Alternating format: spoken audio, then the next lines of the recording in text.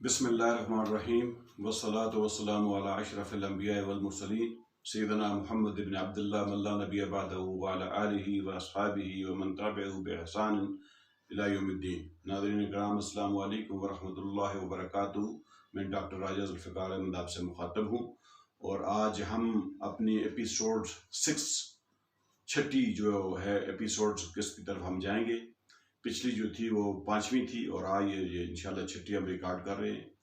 اور پچھلی جو ہم نے گفتگو کی تھی، سرور کونین محمد مصطفیٰ صلی اللہ علیہ وآلہ وسلم کی شادی جو ہے وہ حضرت خدیجہ سے طے پائی تھی، اس پہ ہماری جو ہے وہ اس کا اختتام ہوا تھا۔ تو آج ہم سرور کونین کی زندگی پر وہاں سے آگے بڑھتے ہیں۔ سرور کونین محمد مصطفیٰ صلی اللہ علیہ وآلہ وسلم کی جب عمر 35 سال میں داخل ہوئی، جب وہ 35 سال کے اندر داخل ہوئی، تو اس وقت قریش مکہ نے خانہ کعبہ کو دوبارہ تعمیر کرنے کا فیصلہ کیا۔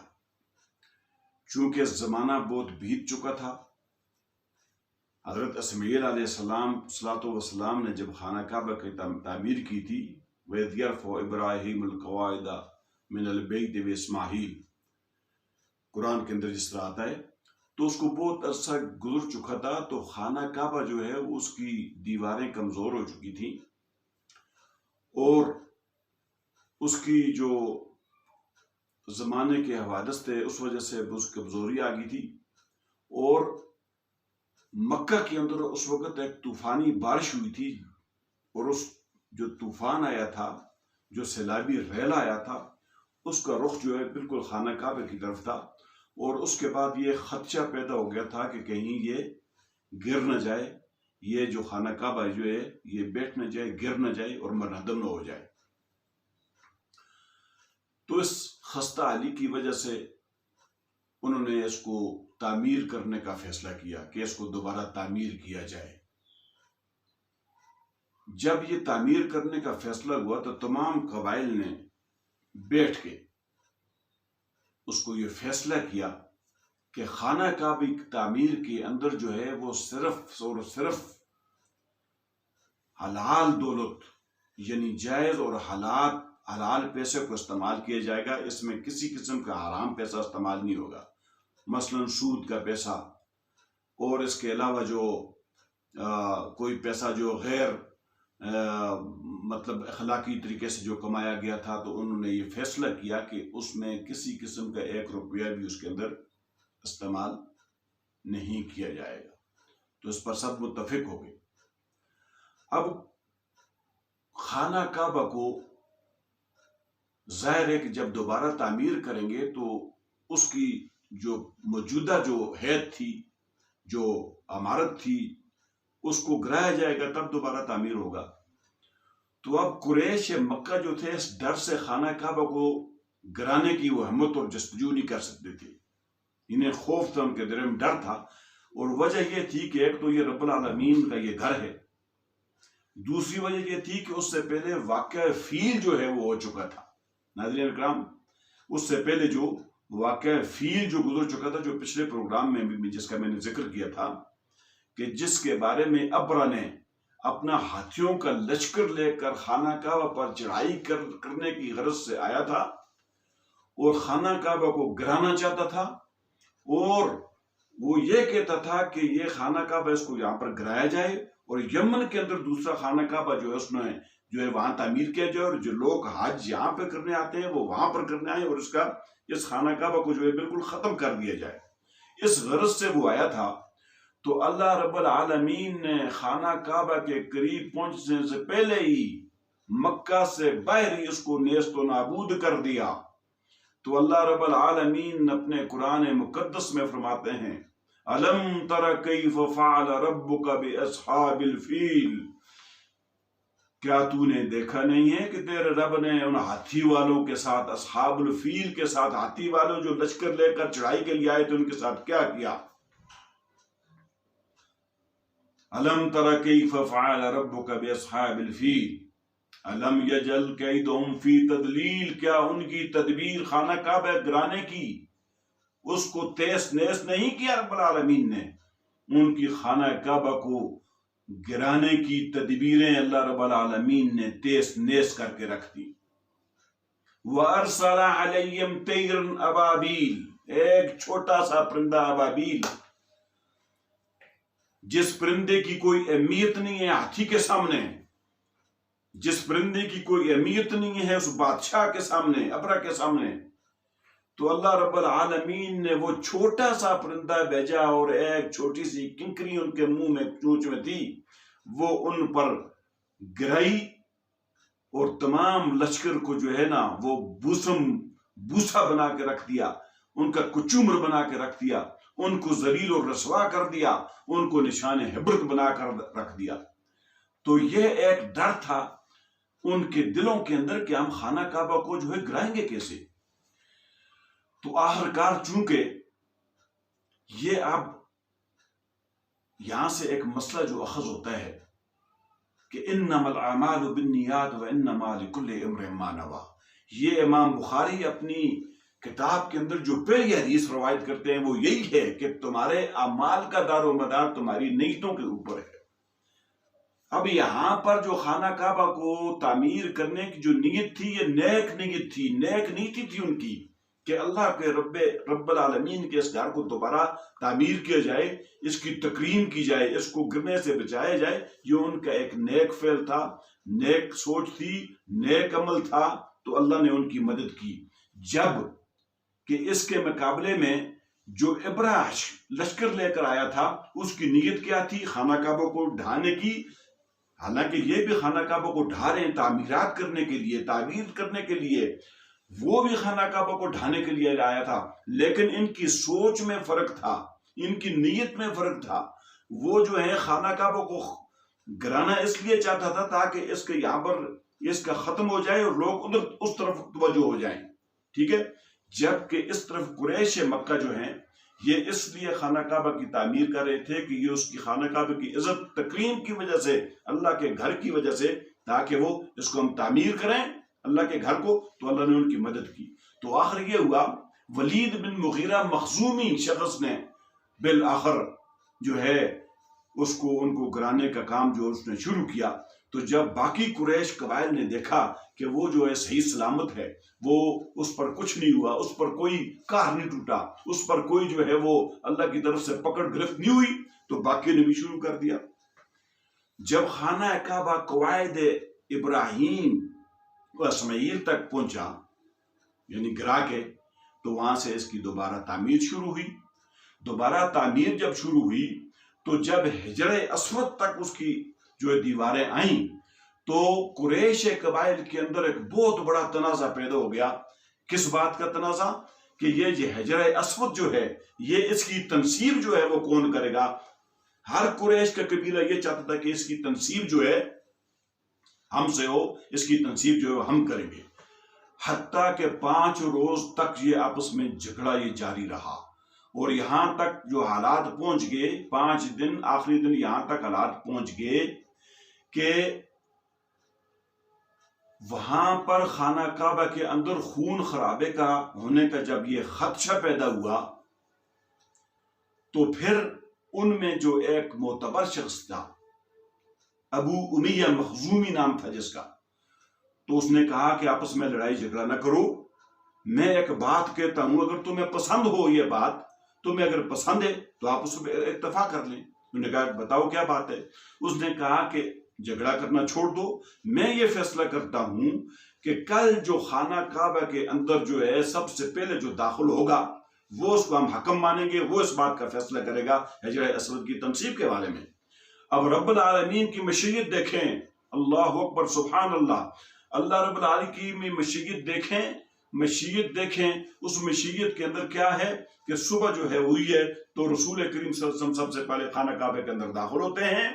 جب قبائل قریش دیکھتے ہیں نبی علیہ السلام کو دیکھتے ہیں تو چیخ اٹھتے ہیں، پکار اٹھتے ہیں، کہتے ہیں ھذا الامین، ھذا الامین ردیناہ ھذا محمد صلی اللہ علیہ وسلم. کہتے ہیں کہ یہ تو امین آ گیا، یہ تو امین آ گیا، یہ سچا آ گیا، یہ صادق آ گیا، امین آ گیا، ہم راضی ہو گئے، یہ تو محمد ہیں صلی اللہ علیہ وسلم. جب وہ آئے رسول کریم پاس پہنچے، انہوں نے سارا ماجرا سنایا کہ یہ ماجرا ہے ہم میں اب 5 دن سے، تو آج کل ہمارا یہ فیصلہ ہوا، تو آج آپ آئے ہیں تو لہٰذا آپ ہمارے درمیان اس بات کا فیصلہ کریں کہ اس کی تنصیب کون کرے گا۔ رسول کریم صلی اللہ علیہ وسلم نے کہا اچھا۔ رسول کریم صلی اللہ علیہ وسلم کی تدبر دیکھیں، ان کی حکمت دیکھیں، ان کی سوچ دیکھیں، یہ نبوت سے پہلے کا واقعہ ہے سامعین کرام۔ رسول کریم نے فرمایا کہ ایک چادر لے آؤ۔ جب چادر لائی گئی، حجر اسود کو اس کو اوپر اٹھا کر رکھا گیا، تو رسول کریم صلی اللہ علیہ وسلم نے فرمایا کہ تمہارے اندر جو قبائل جو آپس میں ایک خلفشار تھا، جن کے اندر جو ایک دوسرے پر معترض تھے، وہ آئیں قریب۔ جب چادر کے قریب آئے، انہوں نے کہا کہ قبائل کے سردار جو ہیں وہ اس چادر کو پکڑیں، پکڑ کر اٹھائیں اوپر۔ اور جب ان کو سرداروں نے پکڑ کر اٹھایا، اور جب حجر اسود کے قریب آئے، چادر لائی گئی، سرور کونین نے اپنے ہاتھوں سے اٹھا کر حجر اسود کو اپنی جگہ پر نصب کر دیا۔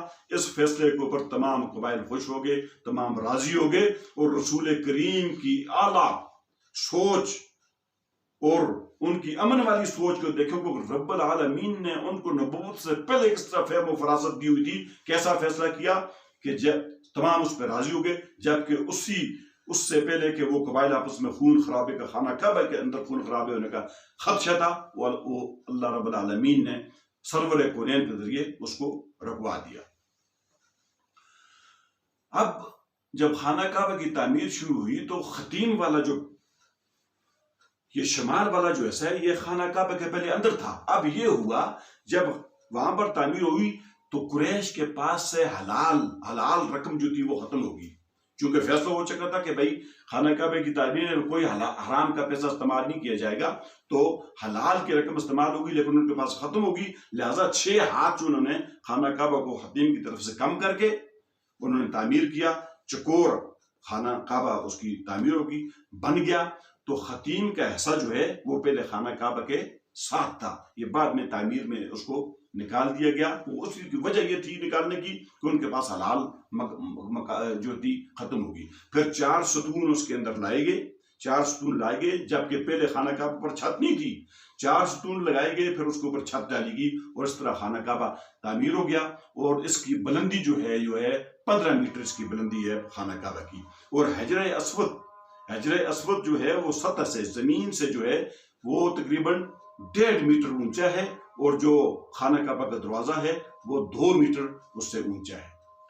ناظرین اکرام، یہ تھی میرے نبی کی وہ فضائل، وہ حکمتیں جو میں نے بیان کی۔ اب ذرا ہم اجمالی جائزہ لیتے ہیں کہ نبوت سے پہلے سرور کونین کی زندگی کیسی تھی۔ مورخین کہتے ہیں کہ انہو لم یشرب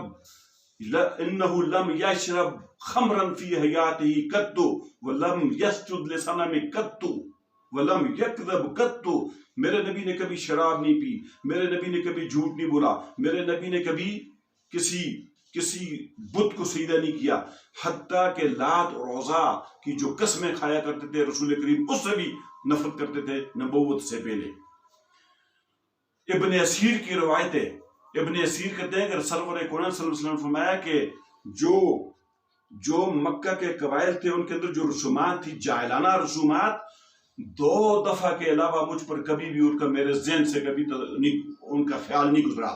کہتے ہیں کہ ایک دفعہ میں مکہ میں جب بکریاں چرا رہا تھا تو میرے ساتھ جو لڑکا تھا، میں نے اس کو بولا کہ تم میری بکریوں کی حفاظت کرو، میں جاتا ہوں مکے میں جو لوگ رات کو بیٹھ کے محفلیں کرتے ہیں، وہ قصہ گوئی کرتے ہیں، میں بھی جاتا ہوں ان میں۔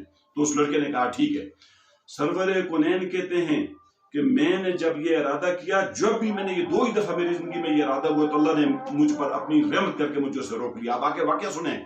سرور کونین کہتے ہیں کہ جب میں مکہ پہنچا، مکہ کے پہلے گھر کے پاس میں پہنچا تو مجھے محسوس کی کہ مجھے باجے کی آواز آئی، باجا بجنے کی آواز آئی۔ تو سرور کونین کہتے ہیں جب میں نے پوچھا کہ یہ کیا ہے تو مجھے بتایا گیا کہ یہ فلاں سے شادی ہو رہی ہے۔ تو اس میں اب سرور کونین کہتے ہیں کہ میں اس مجلس میں جا کے بیٹھا سننے کی غرض سے، تو اللہ رب العالمین نے میرے کانوں کو بند کر دیا، یعنی قوت سماعت کو روک دیا، اور مجھ پر نیند طاری کر دی، اور میں سو گیا۔ اور جب میں جاگا تو سورج کی تپش کی، اس سے میں جاگا، تو پھر جاگنے کے بعد میں واپس چلا گیا اپنی اسی بلائی حصے میں بکریوں کے ساتھ۔ پھر میں نے سارا ماجرا اس لڑکے کو بتایا۔ پھر نبی پاک کہتے ہیں کہ دوسری دفعہ ایک دفعہ پھر اسی طرح ہوا، میں نے اس کو بولا کہ میں جا رہا ہوں، تو پھر وہ اسی طرح آیا، رسول کریم صلی اللہ علیہ وسلم آئے، جب مکہ پہنچے تو وہی چیز ان کے ساتھ دوبارہ اسی طرح پیش آئی جو پہلے آئی تھی۔ اب میں یہاں سے ایک مسئلے کو اخذ کرنا چاہتا ہوں، سامعین کرام ذرا سنیں، جو لوگ کہتے ہیں کہ موسیقی روح کی غذا ہے، روح کی غذا، اب ذرا غور کریں اس پہ، موسیقی روح کی غذا ہے کہتے ہیں لوگ۔ اب سنیں کہ اگر یہ کام جائز ہوتا، یہ ثواب والا کام ہوتا، تو کیا اللہ رب العالمین سرور کونین کی جو قوت سماعت روک دیتے کہ ان کے کان بند کرتے؟ کبھی نہ کرتے۔ تو لہٰذا یہ ثابت ہوا کہ موسیقی جو باجے بجانا، موسیقی بجانا، یہ اسلام کے اندر حرام ہے، یہ جائز نہیں ہے۔ تو جو لوگ کہتے ہیں موسیقی روح کی غذا ہے، وہ غلط کہتے ہیں، وہ بالکل اسلام دین سے وہ بالکل برعکس بات ہے۔ قرآن جو ہے نا وہ سچا ہے، روح کی غذا صرف قرآن ہے، قرآن کی تلاوت ہے اور اذکار ذکر ہیں، اللہ کے اذکار ہیں، اس کے علاوہ کوئی نہیں۔ دیکھیں ایک واقعہ میں جو اس سے ریلیٹ کرتا ہوں، جو پچھلے واقعہ میں نے بیان کیا تھا، حلف الفضول جب ہوئی تھی، وہ ایک معاہدہ تھا قریش کے درمیان کہ مکہ کے اندر جو بھی مظلوم ہوگا، خواہ وہ مکہ کا رہنے والا ہو یا مکہ سے باہر کا رہنے والا ہو، اگر وہ اس پر کوئی ظلم کرے گا تو تمام قبائل اس کی مدد کے لیے کھڑے ہو جائیں گے اور اس کو حق دلائیں گے۔ اس معاہدے کے اندر رسول کریم صلی اللہ علیہ وسلم موجود تھے، چونکہ یہ نیکی کا کام تھا، یہ نیکی کا اچھا معاہدہ تھا، تو یہاں پر رسول کریم کے اللہ رب العالمین نے یہ قوت، یہ کان بند نہیں کیے اور نہ ان پر غشی طاری کی، نہ ان پر نیند طاری کی۔ وہ صحیح کام تھا، کیوں؟ کیونکہ تصویت کے خلاف تھی وہ بات، تو وہ ایک انصاف کے لیے وہ قبائل جمع تھے اور انہوں نے جمع ہونے کے ساتھ ساتھ وہ اس میں، تو وہاں پر رسول کریم ٹھیک ٹھاک۔ لیکن یہاں پر جب رسول کریم گئے تو اللہ رب العالمین نے ان کے کانوں پہ پردے ڈال دیے اور ان کو نیند سلا دیا۔ تو یہ بات ہے، تو موسیقی جو آپ یہاں سے یہ مسئلہ خود بخود اخذ ہو رہا ہے کہ باجے کی آواز جو ہے اللہ کے نبی کے کان بند ہو گئے، ان کو موسیقی سننا اللہ نے بند کر دی، ٹھیک ہے، اور سلا دیا۔